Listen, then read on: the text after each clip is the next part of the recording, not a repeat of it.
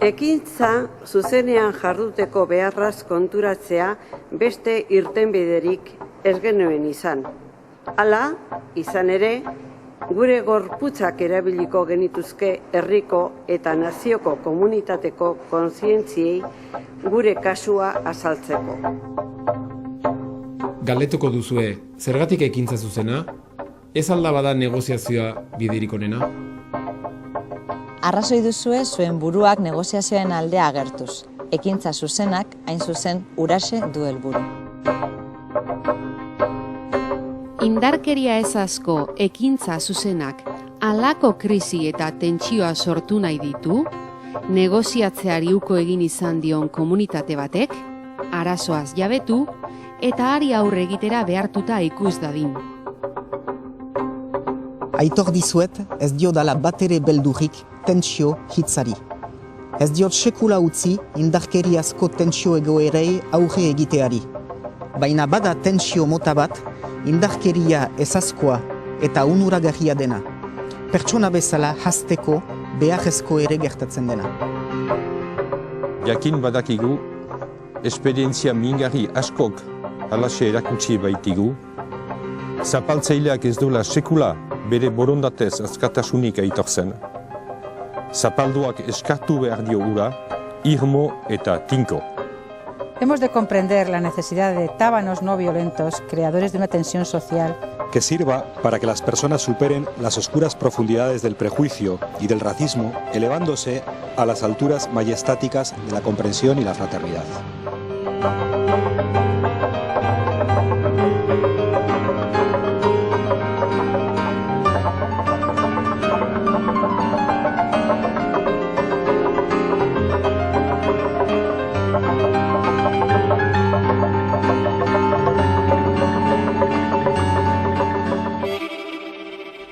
Biktimaren azalean egiten dute eraso, ark ikusten dituen ala ez ajola gabe. Egun argiz aritzen dira. Ezparak 30 kilometro orduko abiadura har dezake, ia zaldiak adinakoa alegia. Taldean aritzen direnean, oso zaila da haiei aurre egitea.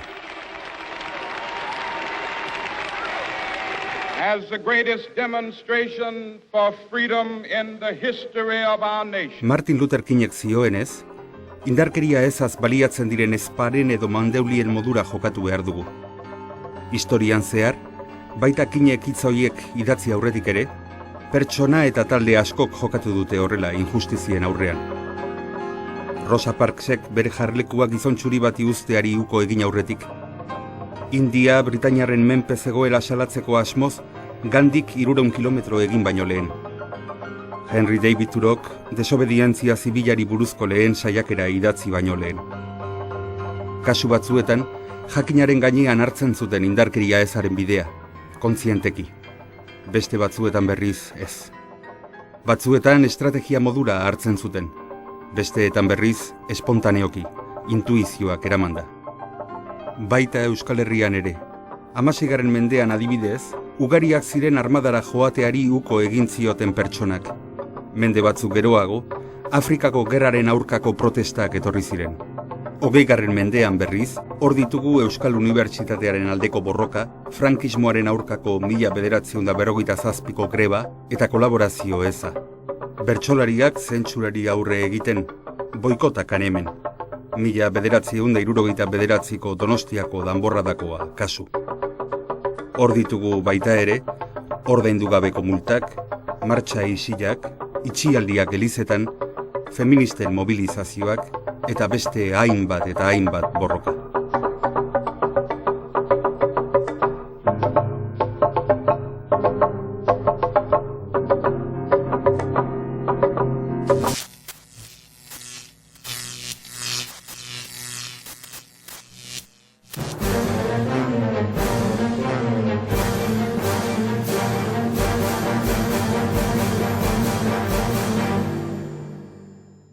Euskaldunok galtzen ari ginen gure hizkuntza, gure euskera esan inun entzuten.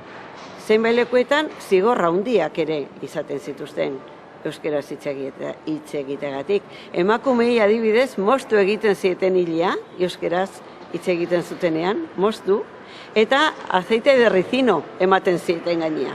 Pentsazazute ze gauza harrigarria, ezta? Hori zigor bezala. Elbira zein zen, hori oso garrantzitsua da, jakiteko ze bidea eraman genuen gero beste anderenok. Elbirak sortu egin zituen ikastolak. Lehen gerra aurretik andereño izan balin bazan, berak nahi izan zuena ere, zan andereño izatea. Baina ikastolan, berak euskera erakutsi nahi zuen.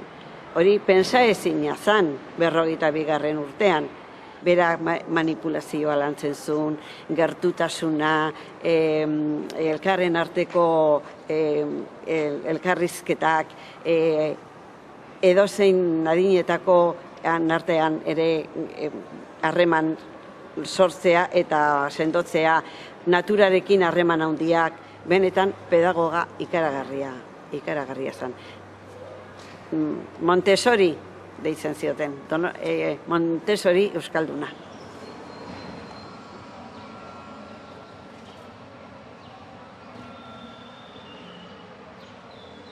Eta hor alokatu genduen, eta goizetan izaten zen beste andereño bat, eta arratzaldetan nik eukinitun 10 umeen taldea.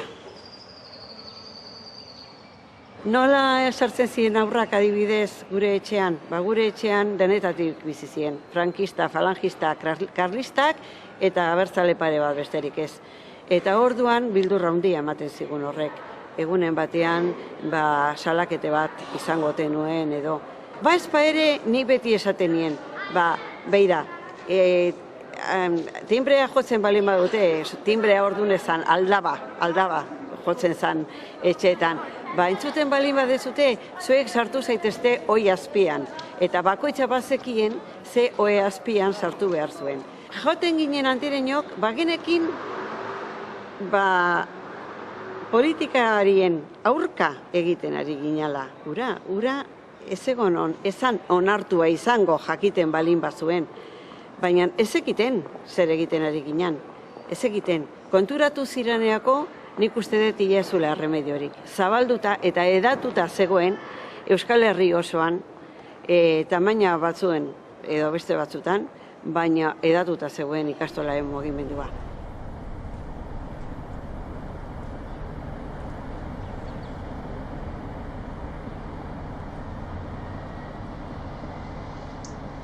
Creo que el tema de la no violencia habría que volverlo a sacar un poco más a la calle y de una forma como más transversal, creo yo, de alguna manera, ¿no? Habría que entrar más en los movimientos que ya existen con la no violencia, como decía Dominique de alguna manera también, ¿no? Como con la experiencia que nosotros tenemos que se puede aportar a la gente que viene detrás de lo que se hizo en su momento. Y en cuanto a lo que es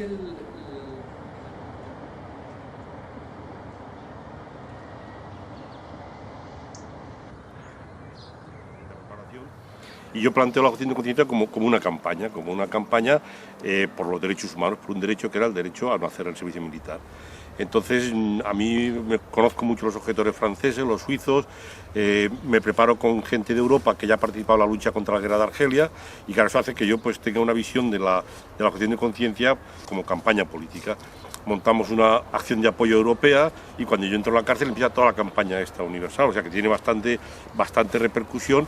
Hay que tener en cuenta que en aquella época los partidos políticos, claro, los de derecha estaban absolutamente en contra, pero también los de izquierdas, porque era la época del Che Guevara, era la época del Vietcong, claro, la lucha armada tenía mucho prestigio, entonces a mí me costaba mucho hacerles entender que ningún ejército defendía la paz, que todos los ejércitos defienden el poder y que el general era una persona como yo, con 2 brazos, 2 piernas, una cabeza, que la fuerza del general era nuestra obediencia. Entonces en la desobediencia civil estaba la fuerza del pueblo y eso era lo que yo un poco intentaba explicar a la gente. Yo, por ejemplo, cuando me negué a hacer la mili, yo no sabía que existía la palabra objeción de conciencia. La oí por primera vez del Jordi Gulló, que en la celda de castigo abría la puertecita y dice, yo soy objetor de conciencia. Y yo le dije, pues mira, yo también. Sí. Era bonito recibir de vez en cuando cartas tuyas y Pepe siempre nos metían dinero en el peculio pues para que organizáramos alguna merienda, que pedíamos fuera que nos compraran algo y bueno, y era bonito tener ese apoyo de la gente que había iniciado la lucha. Insumiso es el que no se somete. Lo contrario de insumiso es sumiso, sometido, aquel que reniega de su condición de persona libre para aceptar ser esclavo. Todos hemos de ser insumisos. Por eso me he declarado responsable, incitador y solidario de Fernando Mendiola, insumiso, ciudadano ejemplar y sin embargo preso en la cárcel de Pamplona. La utopía insumisa pensaba que íbamos a colapsar la cárcel con una desobediencia civil organizada, muy inteligente y masiva, y entonces eso iba a ser insoportable al sistema y íbamos a salir todos rápido. Entonces, bueno, pues no fue así, ¿no? Aquí llegaron a pasar 600 compañeros por esta cárcel, convergimos un montón de gente y la gente asumió consecuencias personales como la cárcel para denunciar el complejo militar industrial, el militarismo, el ejército, la mili. La memoria de la gente orbita alrededor de la mili y de la conscripción, ¿no? Pero iba mucho más allá el discurso y eso fue una experiencia muy potente. Y tienes que hacerte un macho bromuro en el zafarrancho, no lo vas a resistir. Mi sargento, se me cayó el chile.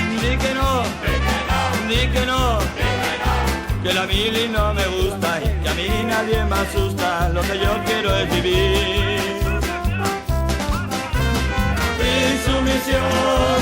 Insumisión, la puerta me gusta mogollón. Aquí estamos con orden de búsqueda y captura, es la tercera día que nos presentamos, pero parece que no nos quieren coger. ¡No hay dispersión! ¡Que pare la insumisión!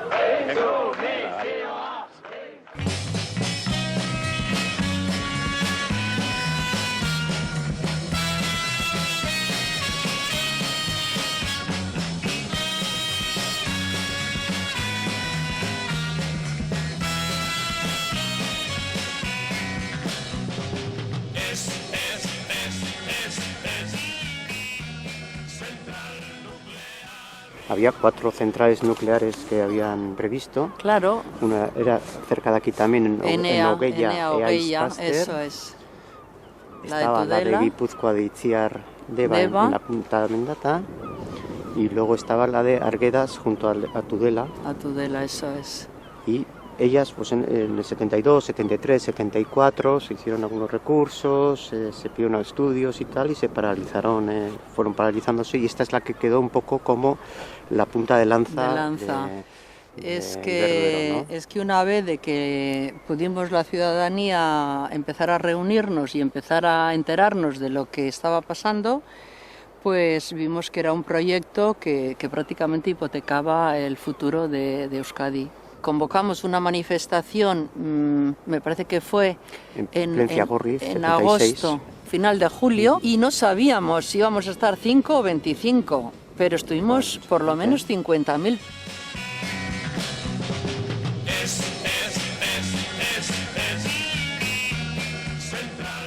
A nivel de Europa no se habían conocido una movilización ciudadana antinuclear de ese calibre. Veíamos que realmente el desarrollo de Lemóniz era ejercer una violencia a muchos niveles. Era una etapa de mi vida muy importante porque iba a tener mi primer hijo y me parecía que les ofrecíamos una forma de vida pues hipotecada, porque ya les obligábamos a vivir en un entorno que no era saludable.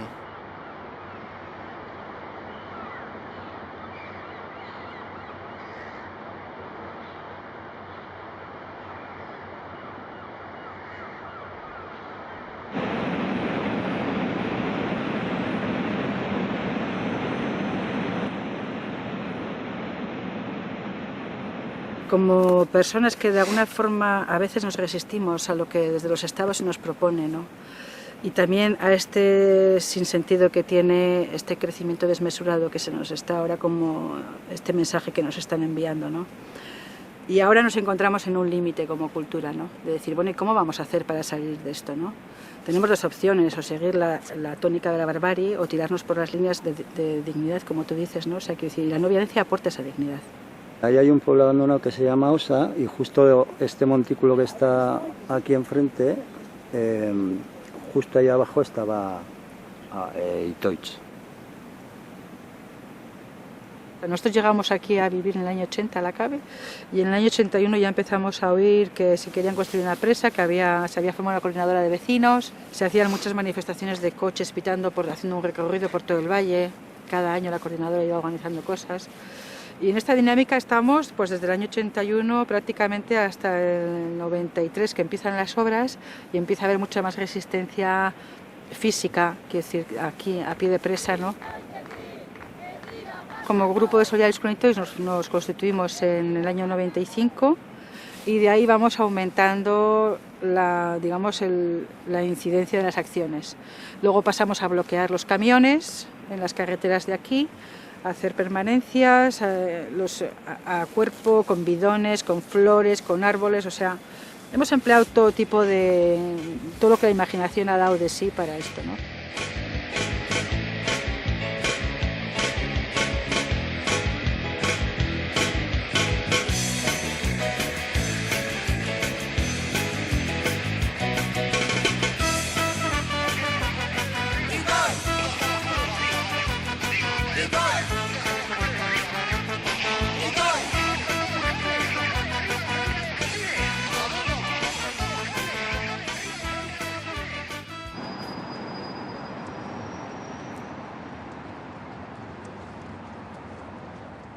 Recalde es un barrio que se ha hecho a sí mismo, es un barrio que lleva luchando 50 años, nos sentimos orgullosos de ser recaldetarras. Más que un barrio es un espacio para la vida y es un espacio para la vida en unas condiciones duras que nos ha obligado a los vecinos a luchar por arrancar nuestros derechos, ¿no? Por eso la historia de Cucucha entronca perfectamente con la propia historia de Recalde, ¿no? Cucucha se mantuvo durante 13 años, ¿no? Se rehabilitó, ese espacio que era un espacio abandonado para la muerte se convirtió en un lugar para la vida, se convirtió en el corazón de Recalde, llegó a tener una escuela de circo, una tetería, un rocódromo, una cooperativa de fabricación de cerveza, un espacio para conciertos para más de 2.000 personas, espacios para que los niños y las niñas aprendiesen malabares, taekwondo, tai chi, de todo, ¿no? Cucucha realizó durante esos 13 años 300 veces más actividades culturales que la Diputación, Ayuntamiento y Gobierno vasco juntos, y sobre todo lo que hizo fue tejer comunidad.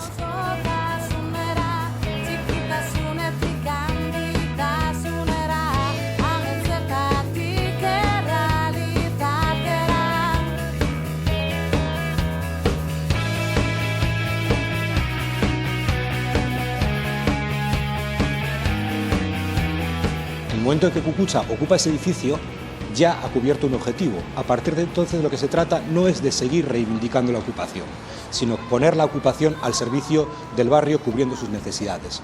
Y precisamente la responsabilidad de Cucucha para con el barrio, el respeto para con los vecinos, su inserción en la historia de Recalde y su inserción en el barrio explica la respuesta ejemplar de este barrio que salió el Día de la Vergüenza, el 21 de septiembre del año 2011, a defender lo que consideraba su corazón, el centro de Recalde.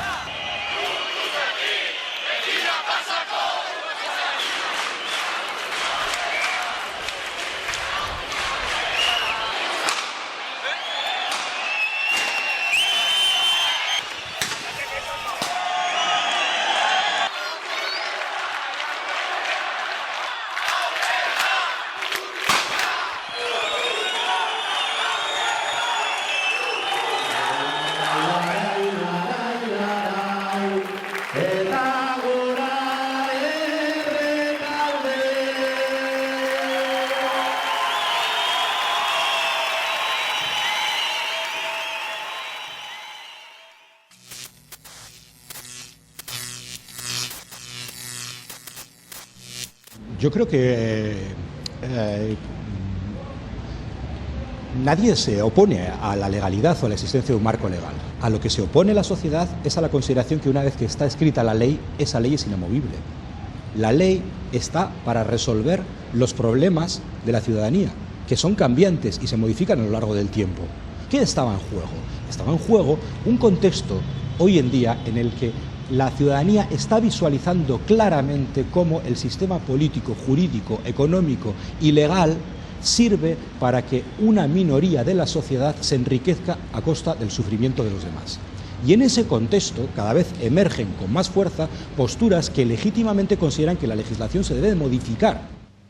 Eta bereik esan duten legezko ordenamendu juridikoa igual demokrazia, hori benetan beti ez dala horrela. Ze egia da euskeraz epaitegietan egiten dala, baina denak itzulpena behar dula eta oso atzeratua ematen dela dena. Eta desobedientzia zen, esaten zigutenean itzultzaile bat jarriko zigutela guk ez onartzea. Pentsatu genuen bai abokatu batzuk, abokatu euskaldunen sindikatuak taldeak, baita herritar eta baita Euskal Herrian dauden euskaren aldeko hainbat taldek, epaitegietan sortzen zirenean zenbat epaiketa, jarrera gisa, orduan bai kontzientzia batekin, planteak egingo genitula propio bilatzeko estatuaren edo kasu honetan botere judizialaren erantzun bat. Orduan, horrekin ikuste dut lortu genuen, behintzat gizartean edo jendartean edo egunkari irakurtzen zuten askok ikustea hor ere arazori dago, pixka konturatzeko, lehen esan dudan, lehen aipatu dut, jende askok uste du legezkoa dena bakarri dagoela ondo.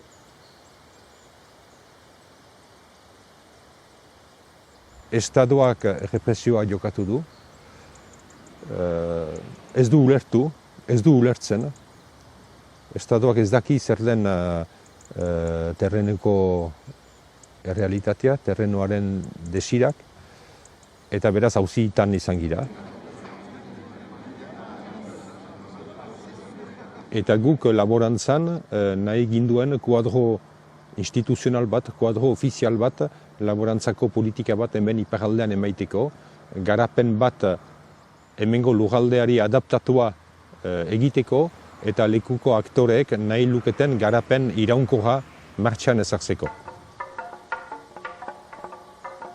Eta auzi luze bat izan da, gure ilegalizazioa eskatzen zuen, diru iturri guziak moztu dauzkigu. 10 urteren borroka izan da eskakizuna Euskal Herriko Laborantza Ganbara egitura ofizial bat sortzeko. Mugimendu sozial importantea izan da, oso anitza, eta denak, emeki, 5 urte eman dugu hortarako, baina denak bat bestearen ondotik, gizarte anitzaren sustengoarekin, apoioarekin, bat bestearen ondotik irabazi ditugu. Eta estatua gelditu da hor, bere astokerian, oso buluzirik, eta gaur egun onartuak gira, eta onartuak gira ere nola baita estatuaren aldetik.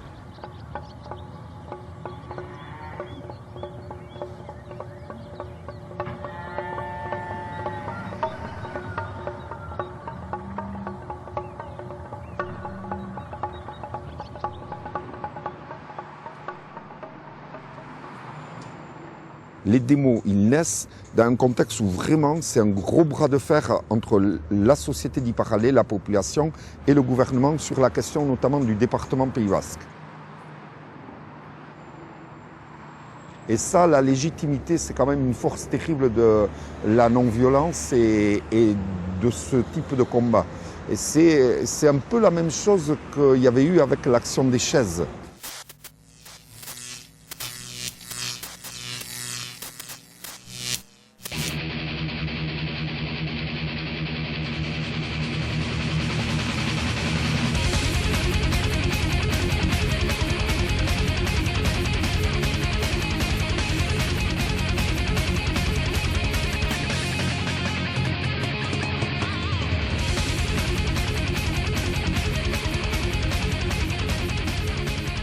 Quelqu'un ouvre et là, boum, on rentre tous dans le conseil général et on va dans la salle.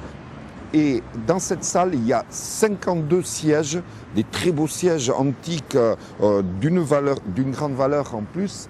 Et 52 sièges qui correspondent aux 52 conseillers généraux du département des Pyrénées-Atlantiques. Il y en a 21 qui correspondent aux conseillers généraux du Pays Basque.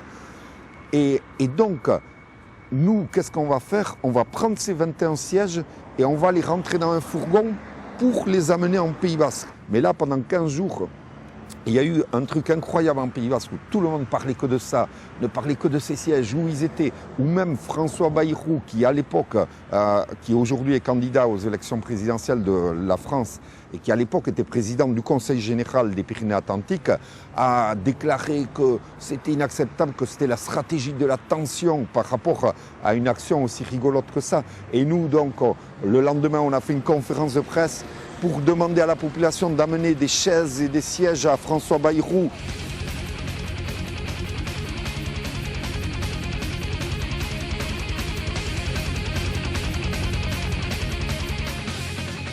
Alde batean borroka armatua, beste aldean politikagintza nahiko klasikoa, alderdiek eramaiten zuten politikagintza, eta pentsatzen genuen bazela hirugarren espazio bat, espazio radikal bat bainan bortizkeriarik gabekoa, non posible zen beste manera batez politikagintza eramaitea eta lema batzu zabaltzea jendartearen erdian.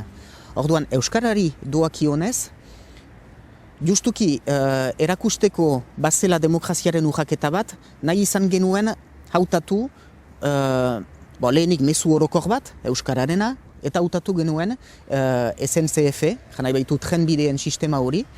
Bertan, ezinezkoa baitzen entzutea euskara, ez bozera gailuetan, entzuteko mezuak, ez da ere karteletan, dena frantsesez zen ikusteko ordutegiak, ikusteko treinak ere noiz heldu ziren, norat buruz edo nundik, imaginazioa landuz, pentsatu genuen posible zela treinak blokatzea, arratsalde oso batez adibidez, antolatuz trenbide gainean mus lehiaketa bat. Hamarnaka jendek parte hartu zuten lehiaketa hortan, eta arratsalde osoz sistema edo trenbide sistema guzia paralizatu genuen, baina indar edo impacto mediatiko izugarri bat lortu genuen egun hortan.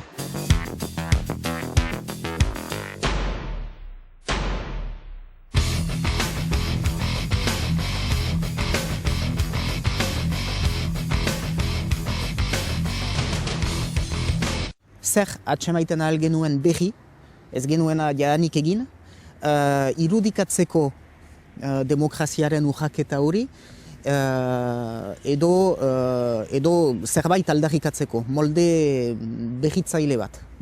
Orduan imaginazioa lantzen genuen, batzutan edan gabe, beste batzutan edanez, laguntzen baitu, importantea baitzen ere, giro bat sortzea gure artean. Ez baduzu girorik, ez duzu irauten.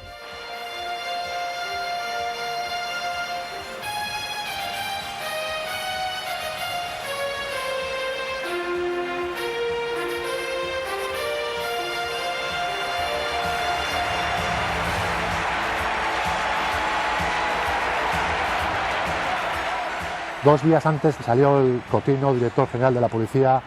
El Cuerpo Nacional de Policía, desde hace, ya digo, más de 8 meses. Venimos trabajando con la Interpol, la seguridad europea, no sé cuántos policías, la seguridad es total. Y claro, casi nos damos la vuelta para casa, si no llega a ver a alguien que, como siempre, alguien dice, no, yo me quedo.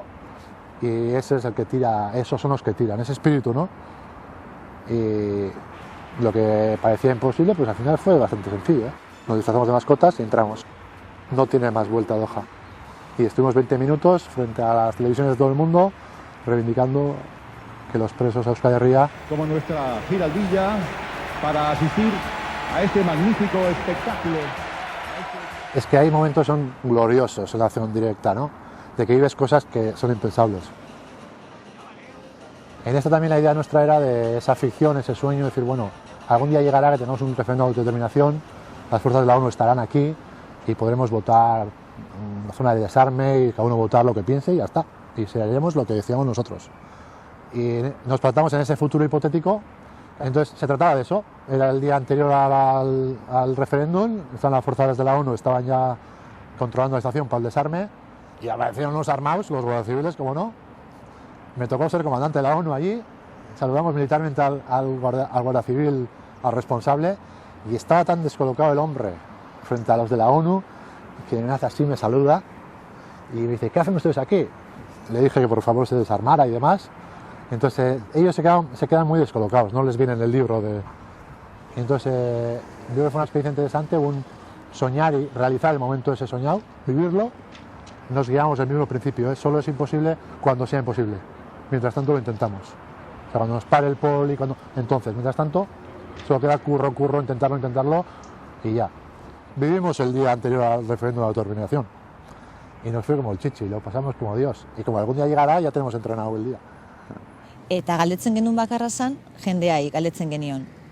Uste duzu zilegia dela gizarteari galdetzea egoerari irtenbide bat emateko?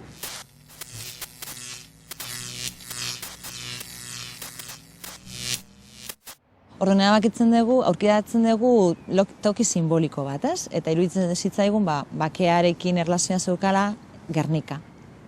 Orduan lehenengo gauza egin genuen izan zen, bai hemengo legebiltzarrari eta bai Nafarroako legebiltzarrari eskatu kontsulta bat dituz esaten. Eta sinadura jaso genitun. Baina azkenean, auzitegi konstituzionalak esan zuen ilegala zala, ezin zala egin. Momentu hortan, behar bat izan zeiken desobedientzia puntu bat, ez? Ze naiz eta ukatu, kontsulta egitearen zilegitasuna, guk adierazi nahi genuen kontsulta hori eginda, kontsulta zilegia zala. Eta erabakiak hartzeko modu demokratikoa, ez? Demokrazia zuzena burutzen ari ginela eta gizartea bazeukala zer esanik. Probatu genuen Euskal Herria bezalako toki batean, nun gatazka armatua zegoen, bidezkoa eta eraginkorra izan zitekeela indarkeria eza aktiboa. Eta hasiera batean, hasierako urtetan egin genituen ekintza simbolikoak. Adibidez, debekatuta zeuden, baina oso simbolikoak ziren. Ez gutunetan, Espainiako erregiaren zeilua buruz bera jartzea, edo ibilgailuetan Euskal Herria EH izena jartzea atzean, eta holako gauza txikiak. Gero poliki-poliki hasi ginen ekintza txiki batzuk egiten, ekintza zuzenez bortitzak, eta 7 urteren buruan edo aurkitu genuen kanpainarik garrantzitsuena. Eta kanpaina garrantzitsuena izan zen nortasunagiriari uko egitea. Hau da, Espainiako eta Frantziako nortasunagiriari uko egitea eta Bruselako legebiltzarrean eramatea. Para que haya desobediencia civil debe haber algún acto de resistencia o de oposición a un mandato, a una ley, y debe ser civil, es decir, debe ser cívica, debe tener un componente público que apele de alguna manera al sentido de la ciudadanía o a los ciudadanos que puedan presenciar ese acto y que apela a un cierto sentido compartido de la justicia. Por último, también me parece importante un cierto componente directo. O sea, la desobediencia civil generalmente suele ser una acción directa en el sentido en que hay una identificación entre los medios y los fines.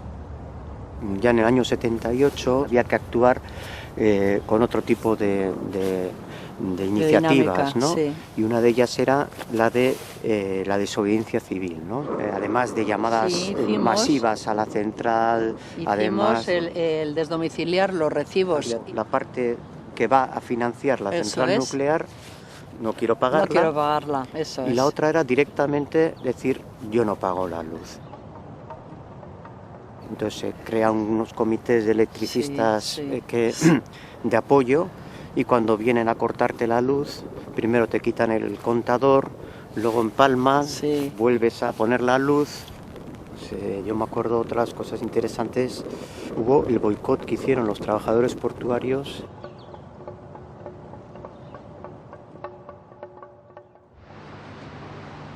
En ese momento concreto fuimos conscientes de que en esas asambleas entre portuarios y trabajadores del mar, que éramos los del Sindicato Libre de la Marina Mercante, hiciésemos el boicot el día 11 de mayo de 1979 a la descarga de productos para el reactor nuclear destinado a Lemóniz, traídos en un barco de la compañía transatlántica que se llamaba el Ciudad de Covadonga.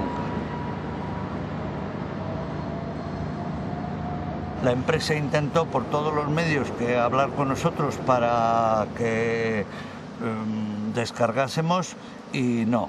Llevaron el barco a Burdeos, allí también los trabajadores portuarios se solidarizaron con aquel asunto contra la central nuclear, y después, al cabo de poco tiempo, nos enteramos que habían descargado en un barco que se llamaba Noreña III para luego transportarlo a Santander, donde lo descargaron y lo trajeron por carretera, lo trajeron a Lemóniz.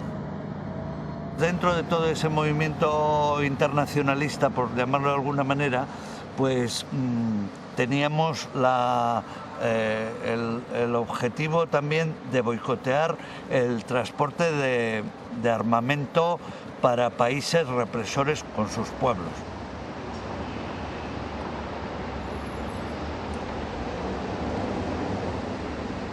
Después de haberlo, con la coordinadora, de haber conseguido llegar hasta el Tribunal Supremo para paralizar esta obra y que el Supremo te diga que sí, que tienes razón, que esta obra es ilegal y que hay que pararla, la obra no se para, el gobierno no la para, el gobierno navarro, que sí, que tienes razón, pero que si quieres parar la obra tienes que compensar económicamente con 23.000 millones de pesetas.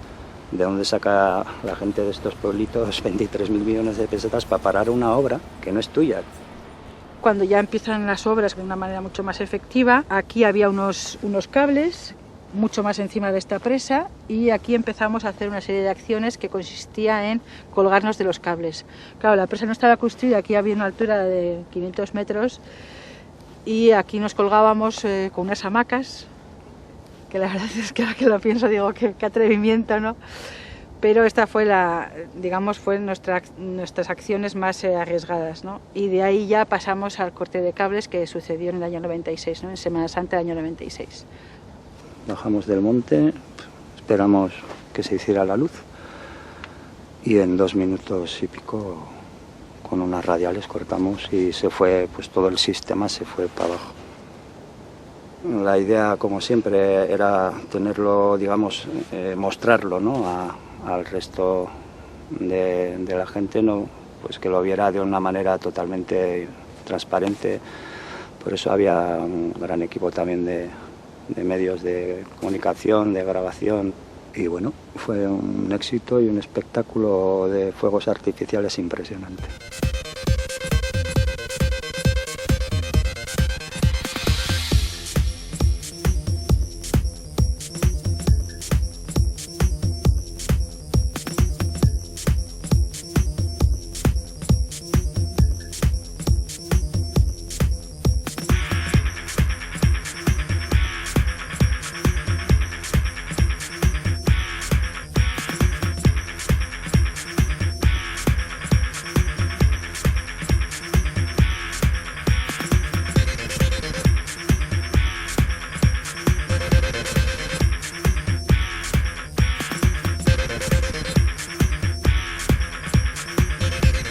En este valle de Lónguida ya no existe ninguna localidad llamada Itoiz. Los solidarios han conseguido prolongar la vida del pueblo por 3 días, pero esta mañana las máquinas han derribado las 2 últimas casas y la iglesia.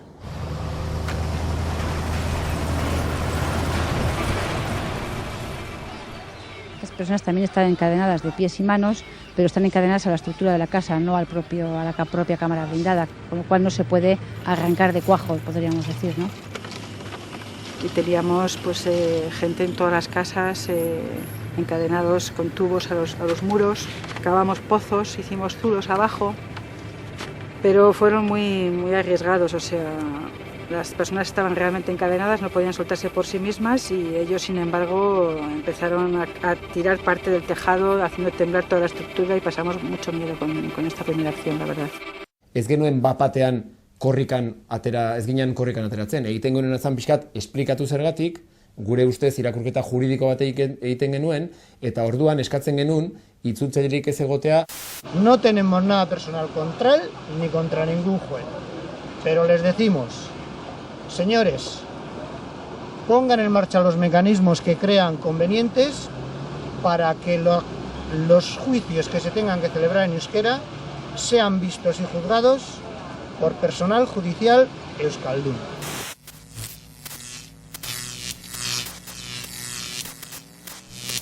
Jarrera hau ez da doainik ateratzen, ondorio batzu dauzka, eta ondorioak izango litzateke adar asko dauzkan enbor bat, ez?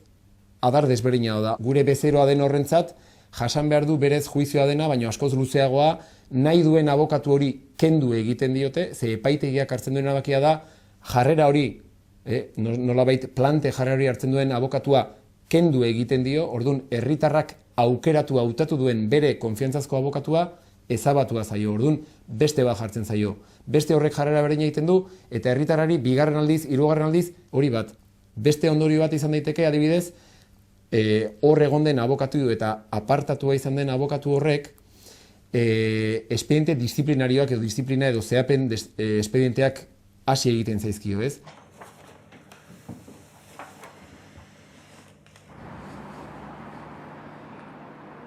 Guretzat oso argia zen, neork ez zuela parte hartu behar ekintza batean, arrisku judizialak ezagutu gabe.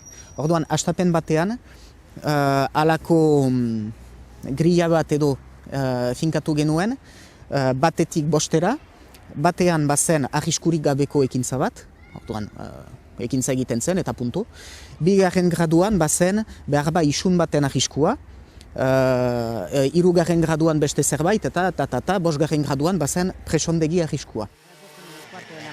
La Guardia Civil ha detenido a los autores de los desperfectos y han sido trasladados a las dependencias de este cuerpo en Ahón. Este colectivo ha denunciado que los detenidos han sufrido una brutal paliza por parte de los guardas jurados ante la pasividad de la Guardia Civil. El gobierno de Navarra nos pedía hasta 19 años de cárcel. El resto de las acusaciones pedían 5 años, que es lo que al final nos cayó. 5 años de prisión por el corte de los cables. Bueno, en realidad no. 5 años de prisión por retención ilegal a un guarda jurado durante 3 minutos. Batzutan uste dugu, ekintza zuzena ez bortitza egitegatik legalki edo ez dakit noa esan, ondorio penalak eta txikiagoak izanen direla edo ez direla izanen, eta egin handi batean egia da. Egia da, egiten duzun ekintza zuzena ez bortitzaren arabera, batzutan ez dela ondorio penal handirik, ez? Baina ekintza zuzena ez bortitza handitzen edo hurbileagotik eukitzen estatua edo gobernua edo enpresa handiak edo multinazionala bat edo hurbileagotik eukitzen duenean edo mina handiagoa egiten dionean, hori aldatu egiten da, ez? Izan ere, gehien bat aprobetxatu nahi genuen gure egoera pertsonala itzaki bezala itoitzen gertatzen ari zena salatzeko, eta Europan salatzeko, ez? Eta horregatik, Europara joan ginen.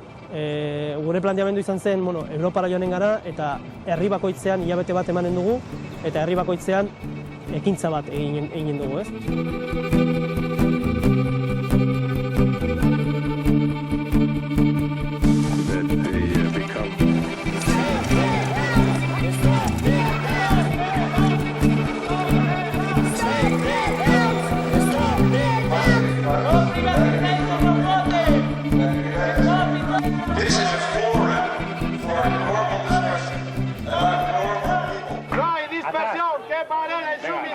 Muchos compañeros que estuvieron aquí, ellos tenían condenas que podían haber eludido la cárcel, pero nuestra estrategia era una estrategia de todos o ninguno y de forzar, de visibilizar la represión para hacerla insostenible.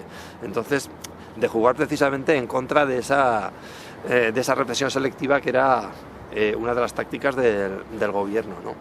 Renunciaron a beneficios, a la condicional, y dentro de la cárcel se seguía sucediendo eso, porque buscábamos precisamente que hubiera un conflicto político visible y que hubiera una salida colectiva, ¿no? En el momento que aparece la orden de libertad, en mi caso, concernía a 10 personas. En ese momento lo que hacemos es una asamblea por las ventanas que estáis viendo, asomados a las ventanas de patio, pero eso era recurrente. Y decidimos que si no hablábamos con nuestros abogados y si no sabíamos exactamente qué estaba ocurriendo, pues que no salíamos de la cárcel. Habíamos entrado detenidos y a rastras, y salimos arrastrados por los carceleros.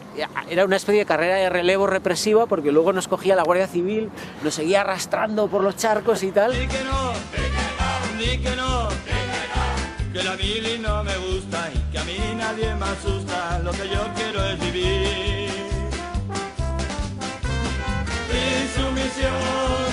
Insumisión, la juerga me gusta mogollón. Insumisión, y al sargento que Entonces llega un momento en el que el Estado, dentro de esa estrategia de represión selectiva, lo que hace es eliminar la cárcel. Como la inhabilitación, la muerte civil, es un castigo que lo lleva cada uno y no se entera nadie, ¿no? Es mucho más difícil de socializar, se plantea la estrategia de insumisión en los cuarteles. Varios jóvenes que deciden ir a la mili, estar un día, de esa manera ya cobran condición de militar, y luego desertan. Son juzgados en consejo de guerra, en esos consejos de guerra se sigue denunciando el militarismo y son encarcelados en cárceles militares, en la cárcel de Alcalá. Nuestro mensaje iba mucho más allá, pero fue un logro de verdad, fue por lo que se consiguió y por cómo se consiguió, ¿no? Terminar con el servicio militar, con esos meses o años de secuestro legal en lo que la gente tenía que pasar pues, un tiempo precioso de su juventud aprendiendo a matar y aprendiendo a obedecer. Bueno, pues eso conseguimos que desapareciera, pero eso no significa que termináramos que consiguiéramos otros objetivos.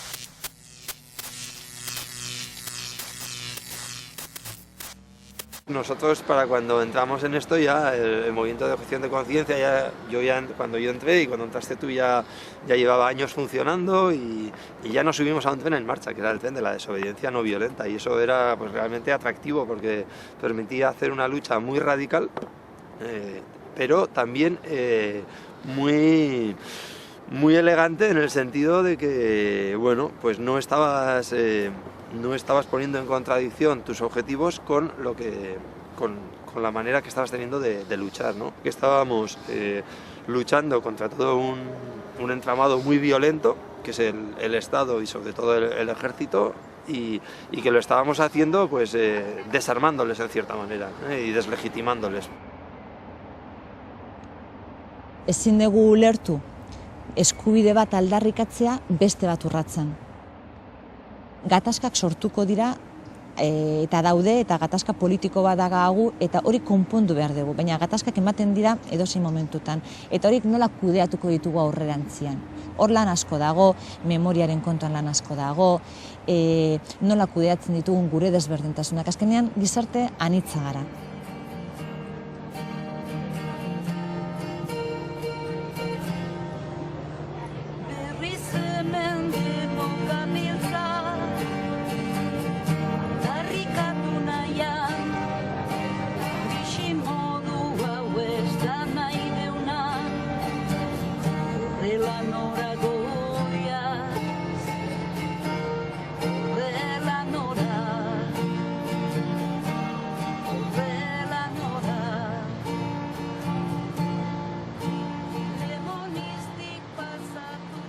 La lucha contra Lemoniz, impedir que esto se pusiera en funcionamiento, produjo también durante 10 años toda una serie de dolor, de sufrimiento, ante esa imposición que se quería ponerse de todas formas, pese lo que pese, ¿no? Que decía un directivo de Iberdrola, ¿no?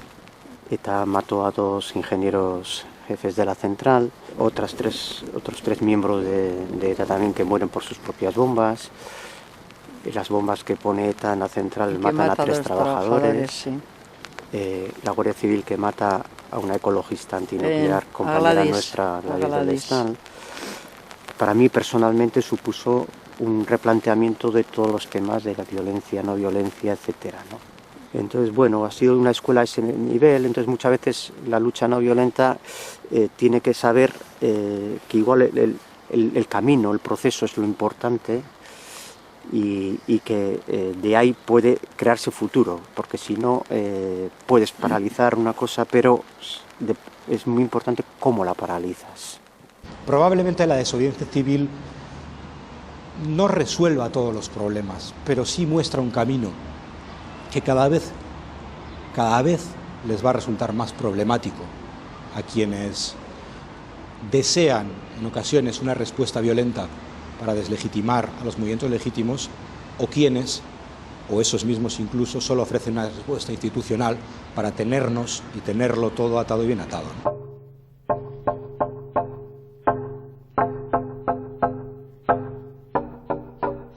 esa desobediencia civil, la desobediencia civil como instrumento, es la que abre la puerta, la que puede permitir que no se anquilose el Estado de Derecho. Por eso la Constitución... 1998an, Audientzia Nazionalak makroprozesu bat jarri zuen martxan. 55 pertsona auziperatu zituzten 16 hilabete iraun zuen epaiketa batean. Josemi Zumalabe Fundazioari zegokion atalean, desobedientzia zibila kriminalizatu zen. Haren helburuek, etaren helburuekin bat egiten zutela iritzita. Mario Zubiaga auziperatuaren deklarazioa desobedientzia zibilaren aldeko aldarrikapen argigarri bihurtu zen.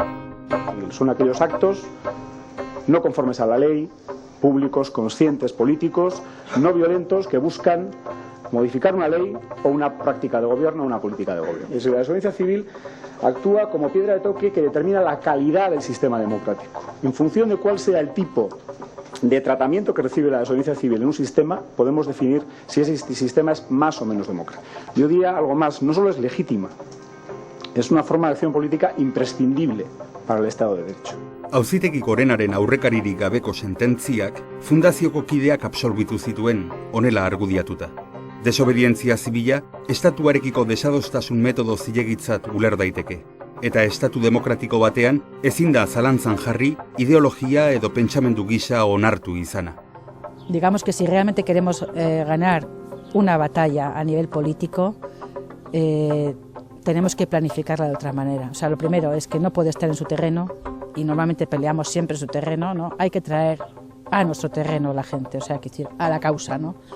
Y desde nuestra perspectiva, y no siempre estar en oposición, sino que estamos construyendo nuestra vida. Hay un espacio, hay una grieta en el sistema por el que hay que colarse, ¿no? Y de alguna manera sabemos que estamos inmersos en el sistema, pero también sabemos que somos como un pequeño grano de contaminación para el sistema.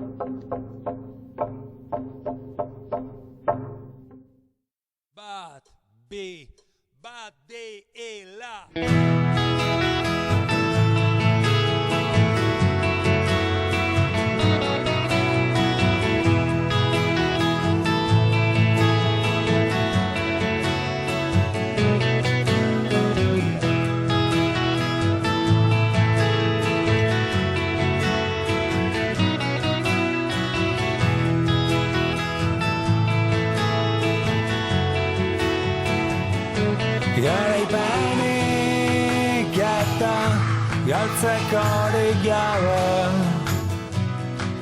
esperantzara kondenatua noiztik da negarrik egin ez diala ifarra erakusten dut behatzaz alako erdalkaria ispiluen museoa edo bestelako desesperazioekin ze bost inporta zer infernuak dena da zer nahi gozea detuen garaipenik eta galtzekorik gabe esperantzara kondenatua naiz kanpoko bakardadea existitzen ez den erio bateko morroi kutsakur bat bezala arnaz eztuka gustoan eingoen antxeta eder ta ez da